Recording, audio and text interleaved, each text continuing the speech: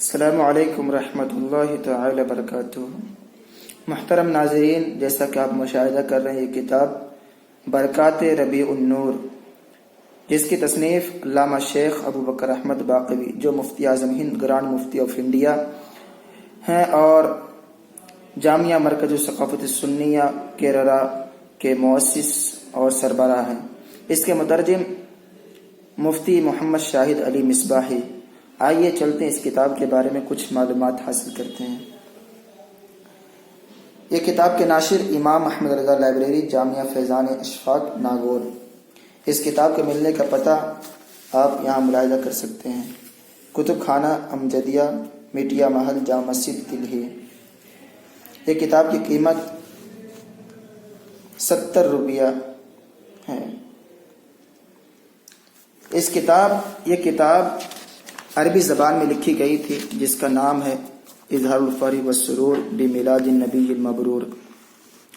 آئیے عرض مترجم اس میں کچھ سنتے ہیں۔ حامدن و مسلین و مسلمن، مقصود ہے گزارش احوال، واقعی اپنا بیان، حسن طبیعت نہیں مجھے۔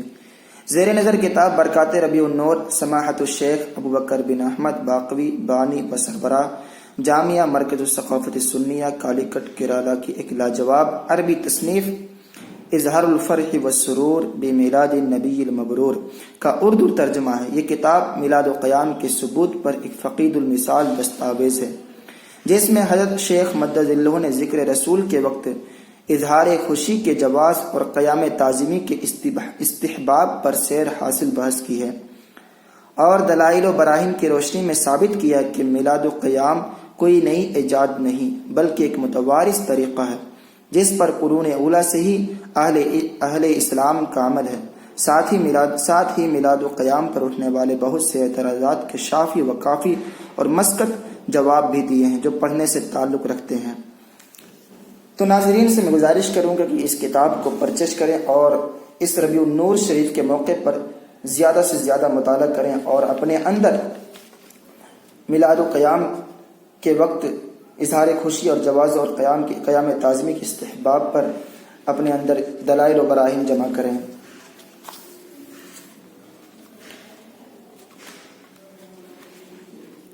آئیے دیکھتے ہیں اس کتاب کے مصنف اپنے مقدمے میں کیا بیان کرتے ہیں۔ زیر نظر کتاب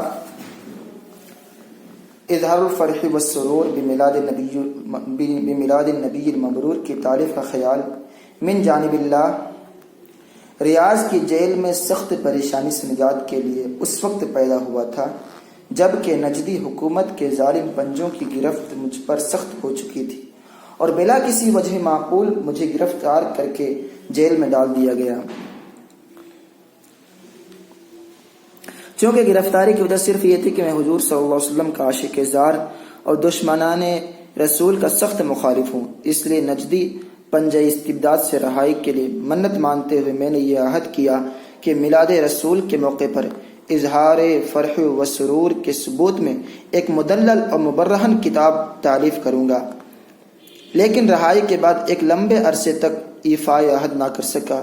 علاوہ ازیں ایک عظیم اقدام میرے لیے چادر سے زیادہ پاؤں پھیلانے کے مترادف تھا، کیونکہ نبی کریم علیہ السلام کے مرتبہ رفیعہ اور آپ کے اخلاق حمیدہ اور منصب جلیلہ کے سامنے میری علمی لیاقت حیج تھی، اور میں اس کامل و اکمل نبی کی کما حق تعریف کرنے سے عاجز تھا۔ جیسا کہ کسی کہنے والے نے کہا ہے: بالغ المداح فی اوصافہم فما بلغا، بالغ المعشار ما اوتی بما فی البال مال۔ مداحین نے آپ کے اوصاف بیان کرنے کی پوری کوشش کی، لیکن کوئی آپ کی خوبیوں کے 10ویں حصے تک بھی نہ پہنچ سکا، لیکن اپنی لغزشوں کوتاہیوں اور سوء ادبی پر اپنے رب کریم سے عفو و درگزر کی امید لے کر اور پھر اللہ رب العزت سے یہ آس لگاتے ہوئے او مدح نبی کے طفیل مجھے آپ صلی اللہ علیہ وسلم کی شفاعت اور حوض کوثر کی حاضری عطا فرمائے گا، میں نے اس رسالے کی تالیف شروع کی، کیونکہ حصول مطلوب کے لیے مدح نبی ایک مضبوط وسیلہ ہے، جیسا کہ امام بوصیری فرماتے ہیں علیہ رحمہ: امنذ الزمت افکاری لی مداحہ وجدت لی خلاصی خیر ملتزمی، اور جب سے میرے افکار نے مدح نبی کو لازم کر لی ہیں تو میں نے اسے اپنی نجات کے لیے نہایت عمدہ اور مصاحب اور ضامن پایا۔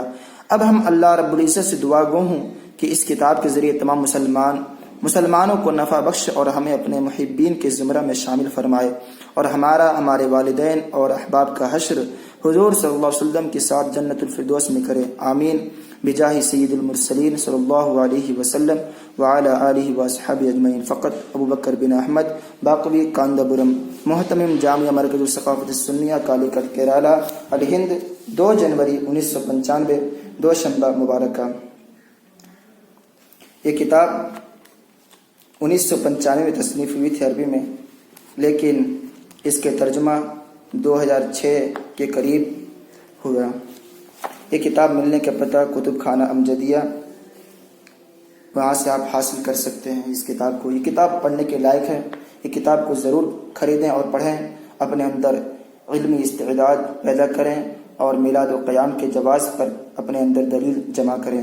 فقط والسلام، السلام علیکم رحمۃ اللہ وبرکاتہ۔